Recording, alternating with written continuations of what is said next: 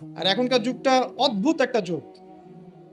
মানে যত এই যুগে আমরা বেঁচে থাকছি, আমরা বিস্ময়ে হতবাক। মানে আসলে আবু বকর, ওমর, উসমান, আলী রাদিয়াল্লাহু আনহুম, আল্লাহ পাক তাদেরকে জান্নাতুল ফিরদাউস দান করুন। তারা যদি এই যুগে আসতেন, একদিন থাকলেই আল্লাহকে রিকোয়েস্ট করতেন, আল্লাহ আমাদেরকে আবার আগের যুগে নিয়ে যাও, এখানে থাকতে পারবো। অদ্ভুত যুগ। যুগটা এমন যে ধার্মিক যারা এখন, আমরা যারা ধার্মিক বলে দাবি করি, আমরা বেশিরভাগই এখন দুনিয়া পূজারী। দাড়ি, টুপি, পাগড়ি, জুব্বা, যাই হোক লেবাস পোশাক, আমাদের মধ্যে বেশিরভাগ ম্যাক্সিমাম ইল্লা মাশাআল্লাহ দুনিয়া পূজারী। দুনিয়ার ভালো মন্দ আগে বুঝবো, তারপর দিনকে আমরা দুনিয়ার উপরে অগ্রাধিকার দিতে শিখছি না। আগে দুনিয়া, পরে দিন।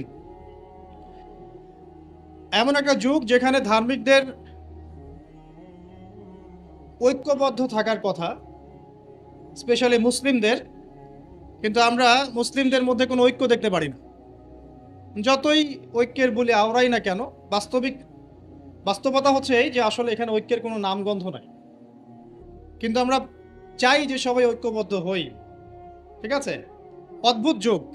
দেখবেন 5 ওয়াক্ত নামাজ পড়ছে মাশাআল্লাহ মসজিদ কমিটির সভাপতি হাজী সাহেব, সুদ ছাড়তে পারছেন। অদ্ভুত যুগ। দেখবেন যে মাশাআল্লাহ বাবা তাহাজ্জুদ গোজার, বাবা প্রত্যেক রাতে তাহাজ্জুদে নামাজ পড়ে মাশাআল্লাহ। মাও দেখবেন যে বোরখা পরে বাইরে বের হচ্ছে, মেয়ের গায়ে পর্দার বালাই নাই। অদ্ভুত যুগ। মানে মা আর মেয়ে বাইরে বের হয়েছে, মা মাশাআল্লাহ খাস পর্দা, যদিও তার দিকে কেউ তাকায় না, আর মেয়ের গায়ে পর্দার কোনো বালাই নাই।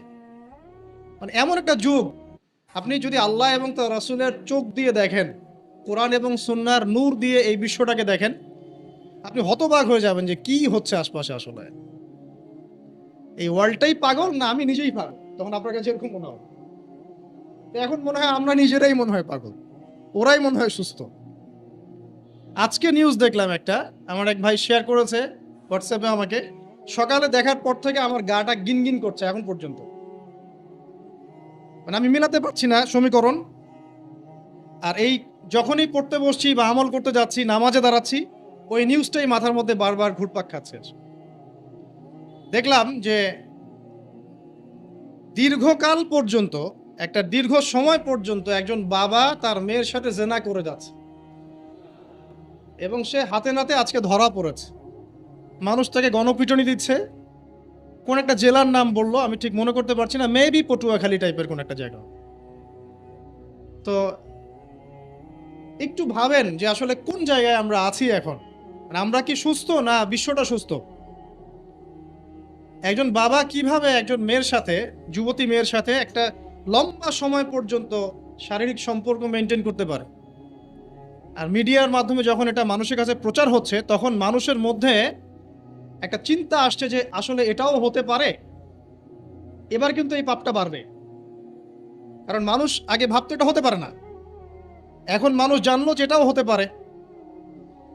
যেমন সমকামিতা, কোরআনে যে সমকামিতার কথা বলা আছে, এই কথাটা কিন্তু সাহাবায়ে কেরাম বলতেন যে আল্লাহ পাক কোরআনে নাজিল না করলে আমরা জানতামই না যে এমন একটা যুগ ছিল যে যুগে ছেলে ছেলের সাথে জেনা করতো, নাউজুবিল্লাহ।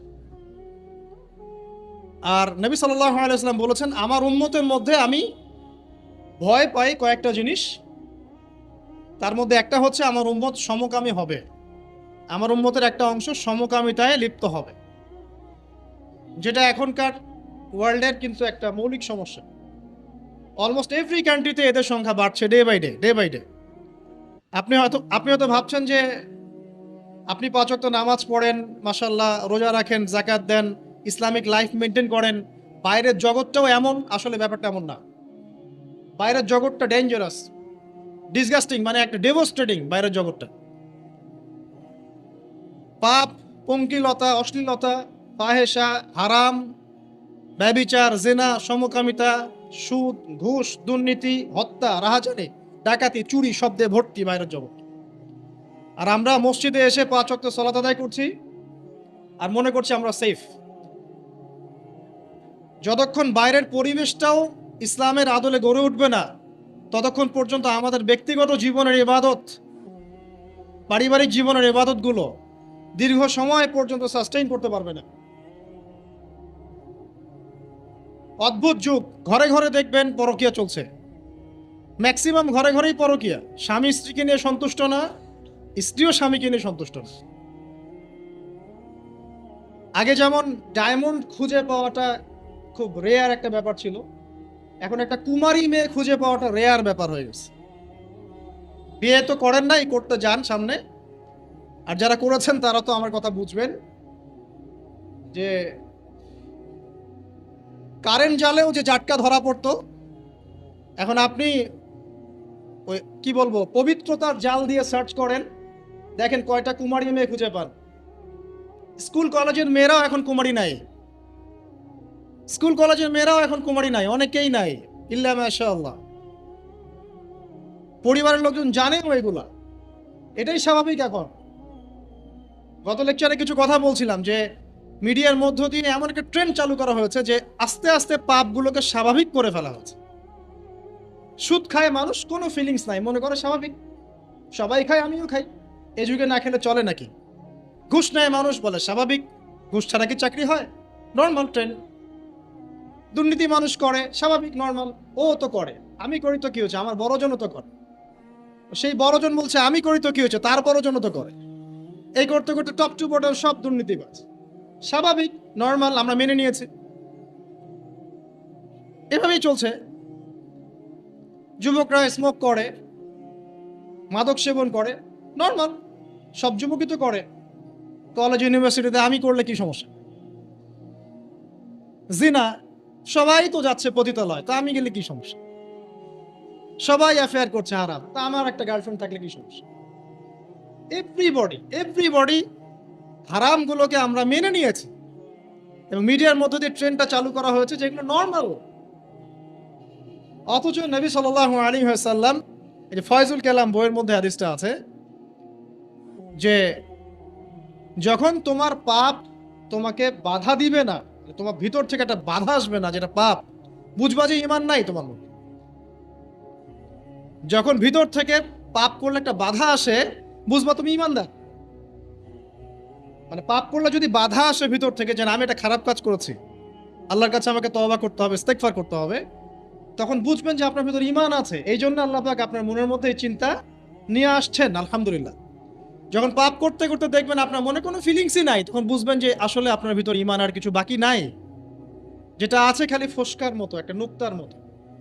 নবীজি বলেছেন সাল্লাল্লাহু আলাইহি ওয়াসাল্লাম, মানুষের অন্তর থেকে আমানত উঠে যাবে, একটা ফোস্কার মতো পড়ে থাকবে, নুক্তার মতো পড়ে থাকবে। জনগণ বলবে যে অমুক লোক খুব বড় আমানতদার, অথচ ওর কলবের মধ্যে আমানতের জাররা পরিমাণ বাকি থাকবে না। তো কোরআন এবং সুন্নাহর চোখ দিয়ে আপনি একটু চারপাশটাকে দেখেন, একটু অনেস্ট হই, নিজের সাথে একটু অনেস্ট হই। আমার মধ্যেও যদি ভুল থাকে আমিও নিজেরটাকে একটু দেখি। আমাদের যেভাবে আমল করা উচিত ছিল, আমরা যারা দিনের দায়ী বলি বা আলেম বলি, রিপ্রেজেন্টেটিভ বলি, আমরা সেরকম আমল করতে পারছি না। আমাদের যেমন সাহসী হওয়া উচিত ছিল, আমরা আসলে পারছি না। আমাদের যেমন ঈমান, শৌর্য, বীর্য এবং দূরদর্শিতা রাখা উচিত ছিল, আমরা আসলে পারছি না। ধর্মের মধ্যে আপনি দেখেন ম্যাক্সিমাম ধার্মিক দুনিয়াদার হয়ে আছে, দুনিয়ার স্বার্থ আগে, তারপর দিন। যে যার স্বার্থে দিনের কাজ করছে, আবার ঐক্যের স্লোগানও তুলছে। সবাই সবার মতোই দিনের কাজ করছে, আলাদা আলাদা ভাবে, আবার সবাই ঐক্যের কথাও বলছে। একজনকে বলেন যে ঠিক আছে আপনারা সবাই মিলে একজন আলেমকে সিলেক্ট করেন যিনি মুসলিমদেরকে লিড দিবেন, দেখেন একজনকে সিলেক্ট করতে পারে কিনা। একদিন বলেছিলাম সবাইকে নিয়ে বসে এক কাপ চা খাওয়ান, দেখেন পারেন কিনা। কিন্তু মুখে কিন্তু সবাই স্লোগান তুলছি যে আল কোরআনের আলো, ঘরে ঘরে জালো, দুনিয়ার মুসলিম এক হও এক হও, কতই না স্লোগান, প্র্যাকটিক্যাল কোনো ইনিশিয়েটিভ নাই আসলে। কিন্তু আপনি অন দ্য আদার হ্যান্ড দেখেন ইসলামের এগেনস্টে যারা থাকে, আসলে কুফার যারা, মুনাফেক যারা, হ্যাঁ, যারা জায়নিস্ট, যারা মিথ্যাবাদী সভ্যতার ধারক ও বাহক, জালেম, এরা দেখবেন ইউনাইটেড। এদের মধ্যে 100টার মধ্যে 90টা বিষয় যদি দ্বিমত থাকে, তারপরেও তারা একটা জায়গায় ইউনাইটেড যে ইসলাম এবং মুসলিমকে ডমিনেট করতে হবে। আর আমাদের মধ্যে যদি 100টার মধ্যে 99টা বিষয়ে একমত থাকি আমরা, আর একটা বিষয়ে আমরা যদি দ্বিমত থাকি, আমাদের সেপারেশনের জন্য দ্যাটস এনাফ। এই যুগে আছি আপনি আমি।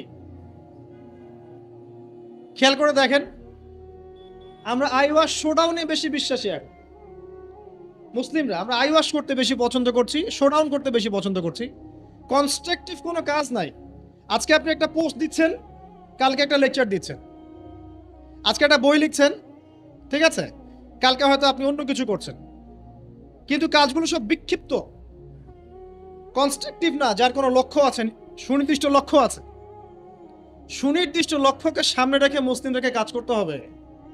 কিন্তু এই দায়িত্ব কে পালন করবে?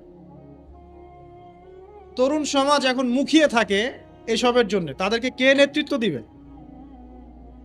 তাদেরকে বিষয়গুলো বুঝাবে কে? সিচুয়েশন ব্যাখ্যা করবে কে? আর যদি আপনি 2-4 লাইন বেশি কথা বলা শুরু করেন, তাহলে আপনার গলা বন্ধ করে দেওয়া হবে। আস্তে আস্তে এগুলো সব মেনে নিচ্ছি আমরা। এভাবেই চলছে বিগত 100 বছরে। লাস্ট 100 বছরে, এক বছরে কয় দিন? 365 দিন। এই বিগত 100 বছরে এক একটা করে দিন, এক একটা করে রাত গিয়েছে, উম্মাহ আজকে এই জায়গায় এসেছে। আজকে থেকে 100 বছর আগের উম্মার হিস্ট্রিগুলো পড়ে দেখেন। তারপরে আরও সামনে যান, ওসমানীয় খেলাফতের দিকে যান, তার আগে যান ফাতেমিতে যান, কর্ডোভায় যান, মুঘলে যান, এদিকে আপনার মামলুকে যান, ঠিক আছে, তাবেঈনদের যুগে যান, আব্বাসীয় খেলাফতের যুগে যান, উমাইয়াতে যান, সাহাবীদের যুগে যান। দেখবেন ওই সময়কার মুসলিমদের অবস্থা এমন ছিল না, এবং বিশ্বের প্রেক্ষাপটও এমন ছিল। তো এগুলো নিয়ে ভাবতে হবে। ভাবতে হলে পড়তে হবে, কোরআন পড়তে হবে, হাদিস পড়তে হবে, ইতিহাস পড়তে হবে, অর্থনীতি সম্পর্কে জানতে হবে, পলিটিক্যাল সায়েন্স পড়তে হবে। কে পড়তে চায়? অনলাইনের যুগ, সবাই লেকচার শুনতে চায়, এবং লেকচার শোনা জাতি হুজুকে লাফায় বেশি। একজন আলেম একটা কথা বলবে, ওটার পিছনে হুজুকে লাফাবে। আবার দেখবে আরেকজন আলেম তার কাউন্টার একটা দলিল দিয়েছে, এবার এর পিছনে হুজুকে লাফাবে। আসলে কার দলিল কতটুকু অথেন্টিক এ তো জানে না, কারণ এ তো পড়াশোনাই করতে চায়। আমরা পড়তে চাই কম, লেকচার শুনতে চাই বেশি। আর লেকচার শুনছেন আজকে আপনি এক টপিকে, কালকে আরেক টপিকে, তারপরের দিন আরেক টপিকে, কোনো কনস্ট্রাকটিভ কিছু নাই। মাথাটা বিক্ষিপ্ত। কেমন জানেন? ধরেন যে আমাদের প্রত্যেকের বাসায় একটা করে ডায়েরি আছে। একটা এক্সাম্পল দেই, একটা করে ডায়েরি মনে করেন সবার বাসায় আছে। আর যুগটা এমন যে এই ডায়েরিতে আপনি যাই লিখবেন সবাই দেখতে পারবে, যাদেরকে আপনি অ্যাক্সেস দিবেন সবাই এই লেখাটা দেখতে পারবে। এখন আপনি মনে করেন বাসায় শুয়ে আছেন এসি রুমের নিচে, তা আপনি দেখছেন যে বিশ্বের কোনো জায়গায় মুসলিমকে নির্যাতন করা হচ্ছে, কোনো জায়গায় একটা মেয়েকে রেপ করা হলো, কোনো জায়গায় কি বলবো, শিশুদেরকে বোম মেরে হত্যা করা হচ্ছে, কোনো জায়গায় জুলুম হচ্ছে ইত্যাদি। আপনি এগুলো শুয়ে শুয়ে দেখছেন, আপনার ডায়েরিতে আপনি এগুলো দেখছেন। এবার আপনি বিছানায় শুয়ে শুয়ে এগুলো নিয়ে চিন্তা করতে করতে করতে করতে আপনি ফেড আপ, যে আসলে কিছু তো করতে হবে, এগুলো তো মেনে নেওয়া যাবে না, কিছু একটা তো করতে হবে, কি করব? তখন লেপটা সুন্দর করে গা থেকে সরিয়ে, যোদ্ধার মতো একদম গা থেকে একদম কম্বলটা সরিয়ে উঠে ডায়েরিটা হাতে নিলেন, নিয়ে লিখলেন যে উম্মার আজকে এই অবস্থা, এই করতে হবে, সেই করতে হবে, এটা করতে হবে, ওটা করতে হবে। ডায়েরি বন্ধ করে রেখে দিলেন, আবার গেলেন। This is Facebook. এটাই ফেসবুক। কনস্ট্রাকটিভ কোনো কাজ নাই। আপনি আপনার মতো লিখলেন, শুয়ে পড়লেন, আরেকজন আরেকজনের মতো লিখলো, সে শুয়ে পড়লো, আরেকজন লিখলো, সে শুয়ে পড়লো। এরা ইউনাইটেড না, আর এদেরকে লিড দেওয়ার মতো কেউ নাই। আবার যারা ঐক্যের কথা বলছে এরা ইন্টারনালি ডিভাইডেড। এভাবে কি একটা জাতি সফল হবে কিনা, এটা আমার প্রশ্ন। আমাদের আগে সামাজিক যোগাযোগ মাধ্যম ব্যবহার করার মানে যে কি বলবো নিয়ম শৃঙ্খলা শেখা উচিত। আসলে সামাজিক যোগাযোগ মাধ্যম কিভাবে ব্যবহার করতে হয়, ইফেক্টিভ ইউজিং শেখা দরকার অনলাইন সেকশনে। আমরা মোটেও সামাজিক যোগাযোগ মাধ্যম ইফেক্টিভলি ইউজ করতে জানি না। এই মাধ্যমটাকে আমরা বানিয়েছি সমালোচনার মাধ্যম, কাউকে ধুয়ে দেওয়ার মাধ্যম, মাঝে মাঝে একটু আই ওয়াশ শোডাউন করার মাধ্যম। একজন ওমরা করতে গিয়েছে, ছবি সেলফি এই সেই, ভাই কি দরকার আছে আপনার? ওমরা করতে গিয়েছেন, এত মানুষকে জানানোর কি দরকার আছে? একজন লেকচার দিতে এসেছেন, গাড়ি থেকে নামলাম, সবাই ভিডিও সেলফি ফোনস স্লোগান। আমি কাকে দেখাচ্ছি আসলে এগুলা? আর এগুলো যাদেরকে দেখাচ্ছি, এটা দেখায় আমার লাভটা কি আসলে? আল্লাহ পাক কি আমার এই দেখার মুখাপেক্ষী নাকি? আমার মনে যদি ইখলাস ও নিয়াত থাকে, নিয়াত বিশুদ্ধ থাকে, আমি তো গোপনে আসলেও নাকি আল্লাহ পাক দিবেন।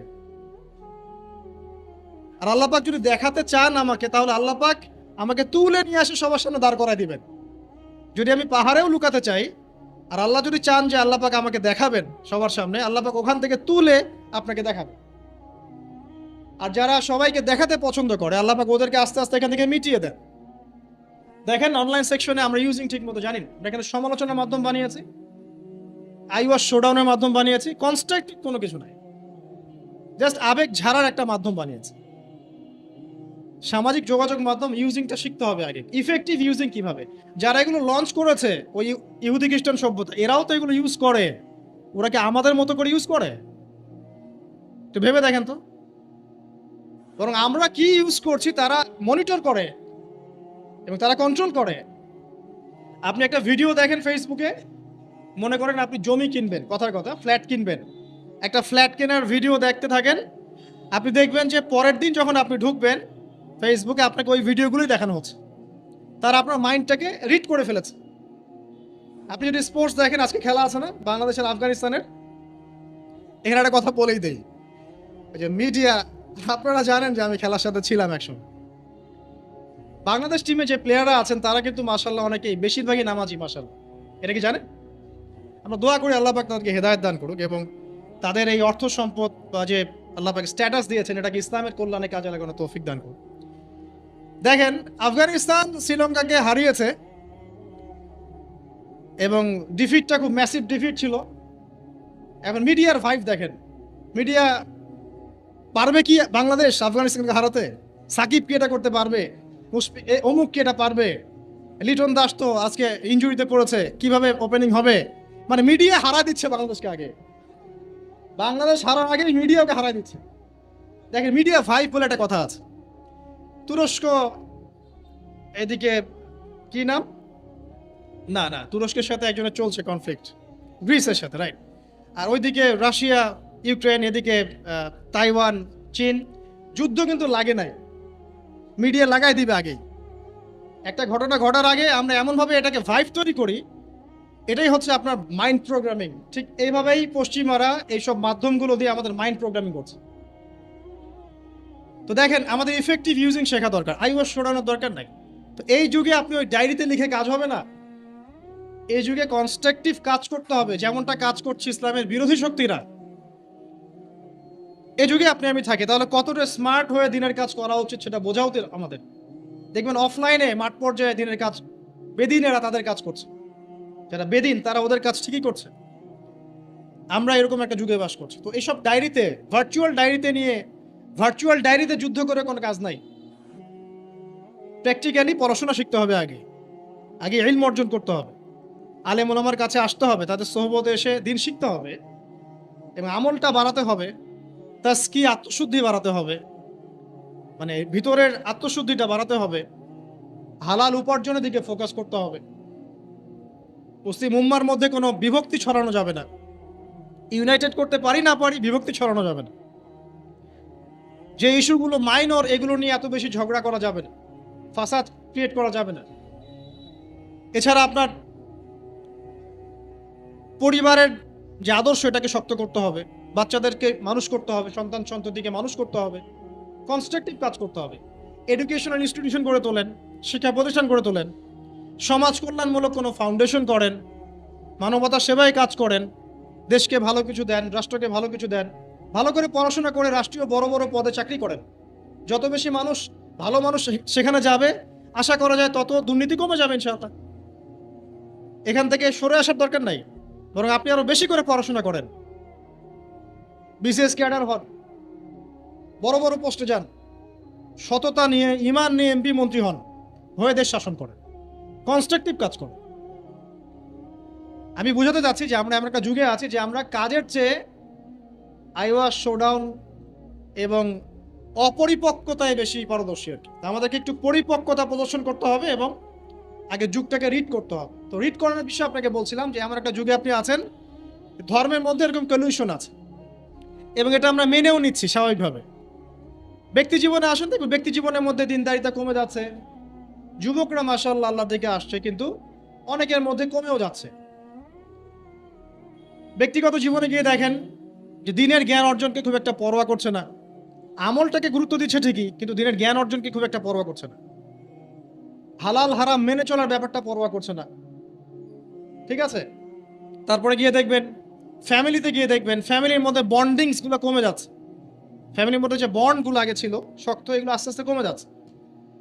ভাইয়ে ভাইয়ে দ্বন্দ্ব, বাবায় সন্তানে দ্বন্দ্ব, মায়ের সন্তানে দ্বন্দ্ব, বোনে মনে দ্বন্দ্ব, স্বামী স্ত্রীতে বিচ্ছেদ, সন্তানরা মানুষ হচ্ছে বাবা মা ছাড়াই। সামাজিক এই যে সামাজিক গঠন একক যেটাকে আমরা বলি পরিবার, এর বন্ডিংসগুলো ভেঙে যাচ্ছে এবং এটাকে আমরা নর্মাল মনে করছি এখন। সোশ্যালি দেখেন প্রতিবেশীর খোঁজ খবর নেওয়ার প্রয়োজন মানুষ মনে করছে না এখন। সমাজের মানুষের পাশে দাঁড়ানোর কথা বলেন, একে অপরের সহযোগিতার কথা বলেন, একটু সহ্য করা বা ছাড় দেওয়ার মানসিকতার কথা বলেন, কেউ ছাড় দিতে চায় না। ছাড় দেওয়ার কোনো মানসিকতা নেই। কে কাকে ডিঙ্গিয়ে সামনে যাবে, কে কার ক্ষতি করে উপরে উঠবে, এগুলো আমাদের ট্রেন্ড হয়ে গেছে। ইকোনমিক লাইফে গিয়ে দেখেন হালাল হারামের কেউ পরোয়া করছে না, ঘুষ দুর্নীতি সুদ এগুলো নর্মাল। পলিটিক্যাল লাইফে গিয়ে দেখেন আল্লাহ পাকের জমিনে আল্লাহ পাক তাকে দায়িত্ব দিয়েছেন, সে আল্লাহর হুকুম আহকামের 5 পয়সা পরোয়া করেন। আল্লাহ পাকের জমিনে আল্লাহ পাক তাকে দায়িত্ব দিয়েছেন, কিন্তু সে দেখবেন আল্লাহ পাকের বিধানের 5 পয়সা পরোয়া করছেন, অথচ আল্লাহ পাকই তাকে দায়িত্ব দিয়েছেন। আপনি আগে চারপাশ চিনতে শেখেন, পরিবার দেখেন, আপনার ব্যক্তি জীবনটা দেখেন, ধর্ম দেখেন, অর্থনীতি রাজনীতি দেখেন। কোন চোখ দিয়ে দেখবেন? কোরআন এবং হাদিসের চোখ দিয়ে দেখেন। তারপরে দেখবেন আসলে কোনো কিছুই ঠিক চলছে না, না হলে আপনার কাছে মনে হবে সব ঠিক চলছে। কোরআন সুন্নাহর চোখ দিয়ে দেখেন, আসলে কোনো কিছুই পারফেক্ট চলছে না। এখন ক্ষুদ্র পরিসরে আপনার আমার করণীয় বাকি আছে। কি করতে পারে? প্রথম কথা হচ্ছে আমাদেরকে আগে তওবা করতে হবে আল্লাহর কাছে। আমরা প্রত্যেকে যখন আল্লাহর কাছে খালেসভাবে তওবা করব যে আল্লাহ পাক যে উদ্দেশ্যে পৃথিবীতে পাঠিয়েছিলেন সেই উদ্দেশ্য কতটুকু করতে পারছি আমরা জানি না, আল্লাহ আপনি আমাদেরকে মাফ করে দেন এবং এই সমকালীন ফিতনাময় পরিবেশ থেকে আমাদেরকে বাঁচান। আগে তওবা করতে হবে। আমরা এতটা পাপে ডুবে গেছি এখন, আমাদের দোয়া কিন্তু মনে হয় না কবুল হচ্ছে। হ্যাঁ, আমরা কি কম দোয়া করি? আমরা কিন্তু প্রচুর দোয়া করি। ওয়াজ মাহফিলের শেষে করি, ফরজ নামাজের পরে করি, দোকান উদ্বোধন করতে গেলে করি, কোনো কোনো সময় মাশাআল্লাহ দেখা যায় স্ট্যাচু উদ্বোধন করতে গিয়েও দোয়া করি। আমরা দোয়া করতেই থাকি, কিন্তু দোয়া কতটুকু কবুল হয় আল্লাহ ভালো জানে। তারপর কি করতে পারি? আগে আমাদের ওই যে বললাম একটা কনস্ট্রাকটিভ লক্ষ্য থাকতে হবে যে আমরা কি চাচ্ছি। আসলে আমরা কি চাচ্ছি? ভাই, দুনিয়াতে এসেছি, যে কয়দিন হায়াত আছে আল্লাহ পাকের হুকুম আহকাম পালন করব, মৃত্যুবরণ করব, জান্নাতে যেতে চাই। এই তো, এই চাওয়াটা হচ্ছে এভারেজ মুসলিমদের চাওয়া। এভারেজ মুসলিম মানে নর্মাল যারা মুসলিম তারা সবাই এভাবেই চায়। এর বাইরে গিয়েও কিছু চাওয়া শিখতে হবে যে আমি একাই শুধু জান্নাতে গিয়ে বাঁচতে চাই না, বরং আমার পরিবার সমাজটাকে নিয়ে বাঁচতে চাই। এটা এক্সট্রা অর্ডিনারি মুসলিমদের কাজ। যারা এভারেজ মুসলিম তারা শুধু নিজেকে নিয়েই ব্যস্ত থাকে, আর যারা এক্সট্রা অর্ডিনারি মুসলিম তারা সবাইকে নিয়ে চিন্তা করে। এবং যাদের হাত দিয়ে সমাজ বিপ্লব ঘটেছে বা উম্মাহ ভালো কিছু পেয়েছে, তারা কখনো নিজের স্বার্থ নিয়ে পড়ে থাকে না। তো আমাদেরকে এভারেজ মুসলিম হলে চলবে না, একটু এক্সট্রা অর্ডিনারি কিছু চিন্তা করতে হবে, লক্ষ্যটা স্থির করতে হবে আগে। 1 নাম্বার তওবা, 2 নাম্বার লক্ষ্য স্থির করা, 3 নাম্বার নিজের জীবনের মূল্য বোঝা। আল্লাহ পাক যে আমাদেরকে 60, 70, 100 বছরের হায়াত দিয়েছেন, এর মূল্যটা তো বুঝতে হবে। আমরা যারা সবাই, এভরিবডি, আমরা কেউ বাদ না, আমরা যারা অনলাইন সেকশনে দিনের বেশিরভাগ সময় নষ্ট করছি, আমরা কি আদৌ হায়াতের মূল্য বুঝতে পারছি? আমরা যারা চায়ের দোকানে বসে আড্ডা পিটাচ্ছি, বন্ধুদের সাথে গল্প করছি, হয়তো গেমস অ্যান্ড স্পোর্টস এবং ইউটিউবিং, ফেসবুকিং বলেন, টিকটকে আমরা সময় নষ্ট করছি, আমরা কি আদৌ আমাদের হায়াতের মূল্য বুঝতে শিখেছি কিনা? অনেকে দেখবেন বার্ধক্যে উপনীত হয়েছে, তারপরেও সে এভাবেই লাইফ লিড করছে। দিব্যি একটা আড্ডার মজলিসে বসলো, 3-4-5 ঘন্টা সে কাটিয়ে দিল, বুঝতেই পারছে না কি জন্য আল্লাহ পাক তাকে দুনিয়াতে পাঠিয়েছেন। আমাদেরকে আগে বুঝতে হবে যে আমাদের হায়াতের মূল্য কি। একটা দিন চলে যাচ্ছে, আর পাবো না। আজকের এই যে সেশন করতে পারছি, এটা আর কখনো ফিরে আসবে না। যদি এখান থেকে উপকৃত হতে পারি আলহামদুলিল্লাহ, না পারলে এই সুযোগটা আল্লাহ পাক আর দিচ্ছেন না। এই দিন চলে গেল, সূর্য ডুবে গেছে, ওভার, টাইম শেষ। যারা এখন কবরবাসী হয়েছে তারা অনেকেই চাইতো যে আমরাও দিনের জন্য কিছু করব, আল্লাহকে পাবো, রাসূলকে পাবো, পরকালে জান্নাত পাবো, নামাজ পড়বো। ওই সুযোগটা তারা পায় নাই। আর এখনকার যুব সমাজদেরকে পরকালীন চেতনায় উদ্বুদ্ধ করাটাই মূল চ্যালেঞ্জ। অন্য কোনো কিছু দিয়ে আপনি ওদেরকে আল্লাহর পথে ফেরাতে পারবেন না। ওদের মধ্যে যখন মৃত্যুর ভয় থাকবে, পরকালে জবাবদিহিতার ভয় থাকবে, অটোমেটিকলি ওরা গার্লফ্রেন্ড ছেড়ে দিবে, মাদক ছেড়ে দিবে, এই জেনা ছেড়ে দিবে, পর্নোগ্রাফি ছেড়ে দিবে, এভরিথিং তারা ছেড়ে দিবে যখন তাদের মধ্যে পরকালীন চেতনা থাকবে। হায়াতের মূল্যটা বোঝা একটা বড় চ্যালেঞ্জ। আল্লাহ পাক আমাদের সবাইকে হায়াতের মূল্য বোঝার তৌফিক দান করুন।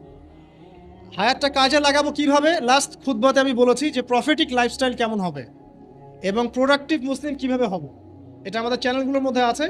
সকাল থেকে সন্ধ্যা পর্যন্ত, রাত পর্যন্ত কিভাবে আমরা টাইম ব্যালেন্স করব, এটা নিয়ে আলোচনা করা হয়েছে।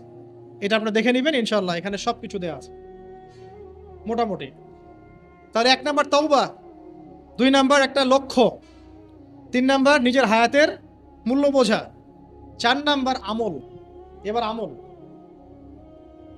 দিন রাতের যে আমলগুলো নবী সাল্লাল্লাহু আলাইহি ওয়াসাল্লাম করতেন, আমাদেরকে এই আমলগুলো শক্তভাবে আঁকড়ে ধরতে হবে, ছাড়া যাবে না। কারণ যতই আমি বড় বড় কথা বলি না কেন, নিজে যদি আমল করে সেটাকে প্রতিষ্ঠিত করতে না পারি, আসলে এই কথাগুলো তাসির হবে না।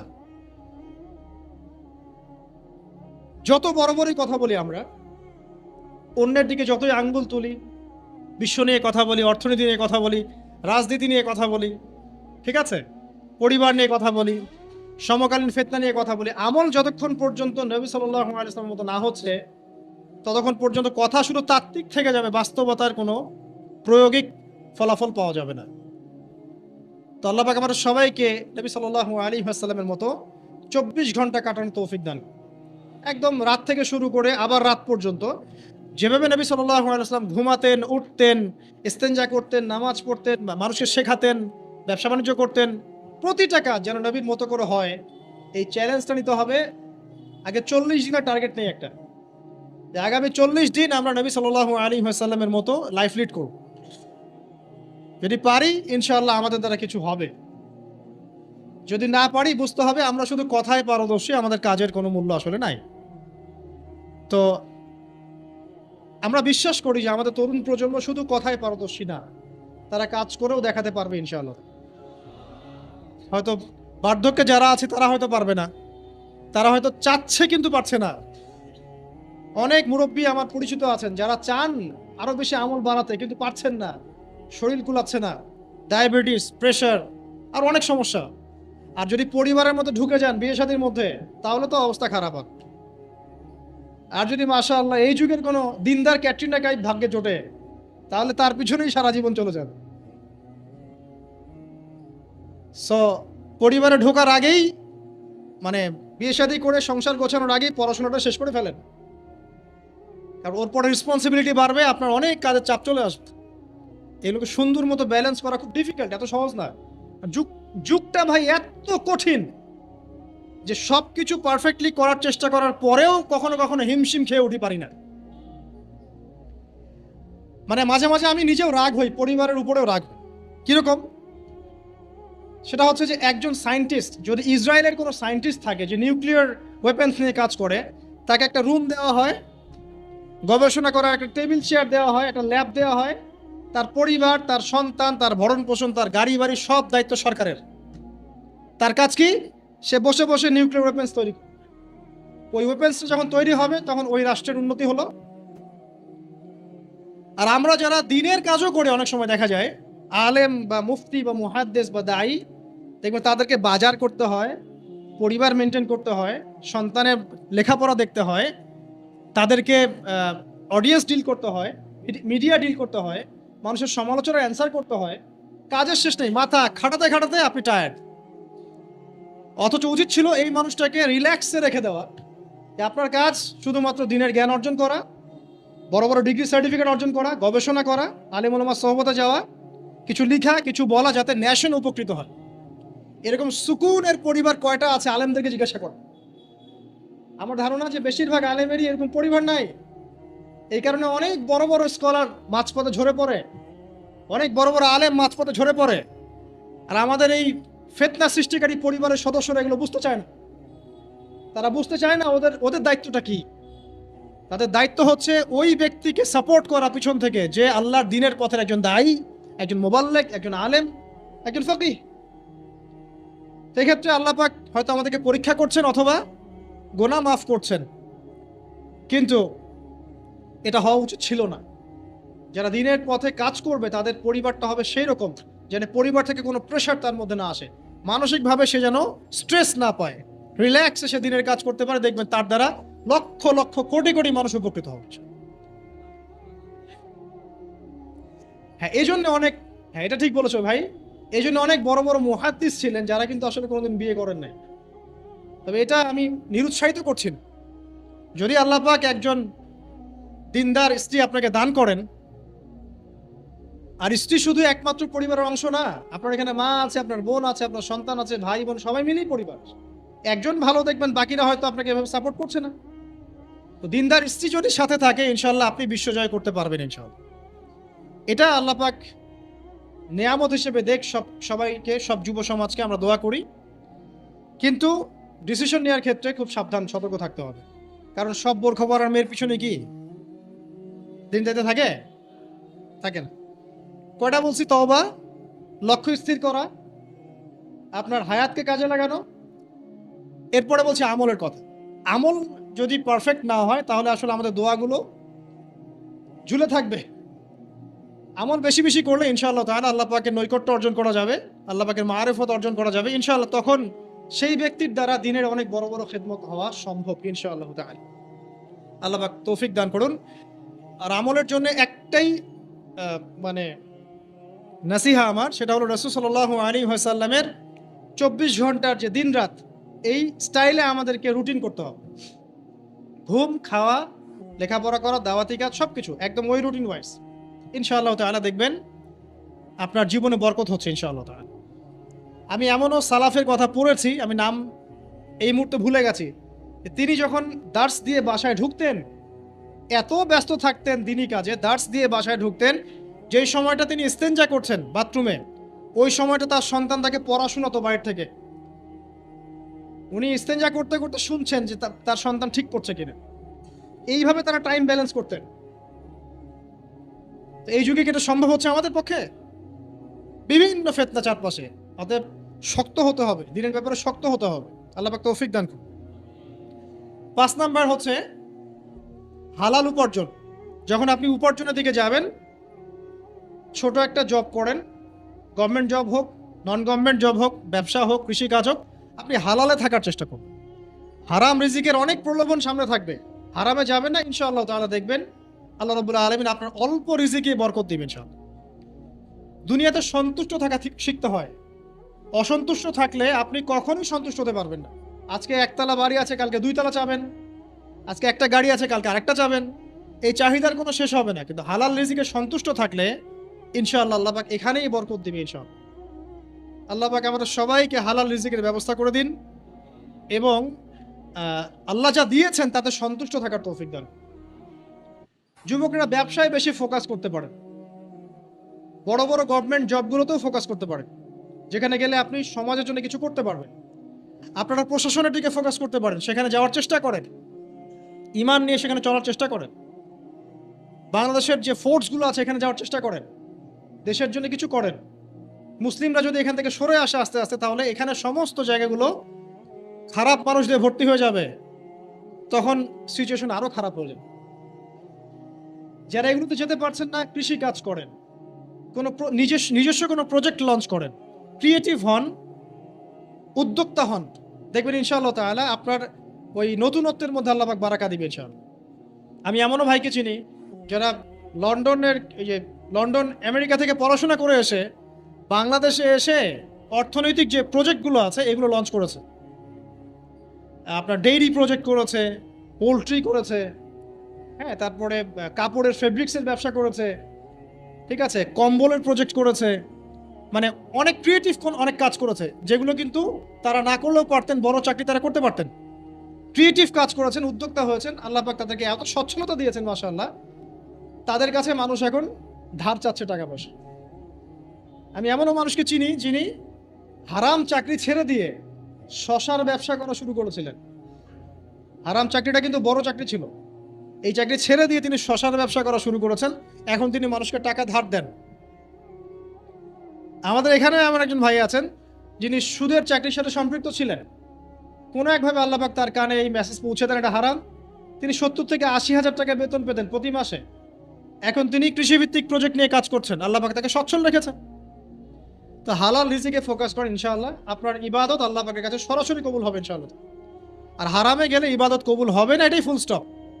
হারাম রিজিক থাকলে ইবাদত কবুল হবে না, এটা ফুল স্টপ, এখানে কোনো সুযোগই নাই ডানেভাবে তাউইল করার। 6, পার্ট টাইম দিনের দাওয়াতি কাজ সবাইকে করতে হবে। ইলম অর্জন করেছি, তওবা করেছি, এখন আমল করছি, হালাল রিজিক আছে, এখন পার্ট টাইম দিনের দাওয়াতি কাজ সবাইকে করতে হবে। শুধু একজন আলেম করবেন, ফকিহ করবেন, মুহাদ্দিস মুবাল্লিগ করবেন তা নয়, সবাইকে মিনিমাম পার্ট টাইম দায়ী হতে হবে। প্রথমে আপনার পরিচিত মহলের মধ্যে, তারপরে পরিবারে, তারপরে আপনার বন্ধু মহলে।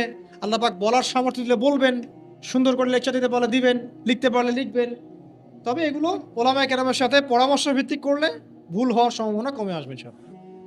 তবে ভুল হবেই, আর মানুষ ভালো মন্দ বলবেই, গীবত তোহমত অপমান করতেই থাকবে। যদি আপনি দেওবন্দ থেকে পড়ে আসেন এবং এমন একটা ফতোয়া দেন যেটা এক শ্রেণীর মানুষের কাছে মনে হচ্ছে বেদাত, আসলে ওটা বেদাত নয়, তখন সে বলবে, ওই শ্রেণীর মানুষ বলবে লোকটা দেওবন্দ থেকে পড়ে এসে বিভ্রান্ত হয়ে গেছে। যদি আপনি মদিনা থেকে পড়ে আসেন, পড়ে আসার পরে এমন একটা কথা বলেন যেটা আরেক শ্রেণীর মানুষের কাছে মনে হচ্ছে এটা ভুল, ওই শ্রেণীর মানুষ বলবে লোকটা মদিনা থেকে পড়ে এসে বিভ্রান্ত হয়ে গেছে। সমালোচনা আপনি অ্যাভয়েড করতে পারবেন না, ডিগ্রি সার্টিফিকেট দিয়েও না। সো দাওয়াতি কাজ করবেন আপনার সাধ্য মতো, পরামর্শ ভিত্তিক, তবে কারো সমালোচনায়, গীবতে, আঘাতে ভেঙে পড়বেন না। আপনি যদি আল্লাহ সন্তুষ্টির জন্য কাজ করে থাকেন, আল্লাহ পাক আপনাকে বড় করে দেবে ইনশাআল্লাহু আযজা ওয়া জাল। পার্ট টাইম দাওয়াতি কাজ সবাইকে করতে হবে। আর এর মধ্যে থেকে কিছু মানুষকে আলেম হতে হবে, আলেম হয়ে উম্মার দায়িত্ব গ্রহণ করতে হবে। আল্লাহ পাক তৌফিক ইনায়াত করুন, আমিন। আর দু একটা বলে শেষ করে দেই। এরপরে আপনি পরিবার গঠনের বিষয়ে যাবেন। পরিবারটা এমনভাবে গঠন করেন, এক কথায় আপনাকে হতে হবে ইব্রাহিম আলাইহিস সালামের মতো, আপনার সন্তান হবে ইসমাইল আলাইহিস সালামের মতো, এবং আপনার স্ত্রী হবে হাজারা এবং সারা আলাইহিমা সালাম তাদের মতো। এরকম যদি পরিবার হয় ইনশাআল্লাহ তাআলা আশা করা যায় সমাজের অবস্থা আগামী 10 বছরে এমন থাকবে না, আগামী 20 বছরে এমন থাকবে না ইনশাআল্লাহ তাআলা। আর সবশেষ যে কথাটা বলবো সেটা হলো যে আমরা সবাইকে এভারেজ চিন্তা করলে হবে না, আল্লাহ পাকের জমিনে দ্বীন ইসলাম প্রতিষ্ঠার চিন্তা থাকতে হবে। আর প্রতিষ্ঠা মানে নিরপরাধ মানুষকে বোম মেরে হত্যা করা নয়। ইসলামের দাওয়াত, তাবলীগ, প্রচার প্রসার, এই বিষয়গুলোকে ছড়িয়ে দেওয়া, এটার জন্য ইউনিটি দরকার। ইউনাইটেড প্ল্যাটফর্ম করতে পারলে খুব ভালো হয়, না পারলেও এখানে বিভক্তি বাড়াবেন না। আপনি আপনার জায়গা থেকে যতটুকু পারেন করেন, এরপর আল্লাহর কাছে ছেড়ে দেন। আল্লাহ পাকের জমিনে দ্বীনের প্রচার প্রসারের জন্য আপনি আপনার জান, মাল, সময়, আপনার শ্রম, আপনার কথা, আপনার কলম, আপনার ইনিশিয়েটিভ সব কিছু দিয়ে একটা স্ট্রাইভ করেন। ওই কাজটাই আপনার প্রজেক্ট, যেটা আপনি কাল কিয়ামতের মাঠে আল্লাহর সামনে দাঁড়িয়ে বলবেন, আল্লাহ আমি আমার দুনিয়ার হায়াতে তোমার দ্বীনের জন্য এতটুকু কাজ করে আসতে পেরেছি, আল্লাহ এই ওসিলায় আমাকে মাফ করে দাও। আল্লাহ রাব্বুল আলামিন আমাদের সবাইকে এই কাজগুলোর উপর আমল করার তৌফিক দান করুন, আমিন।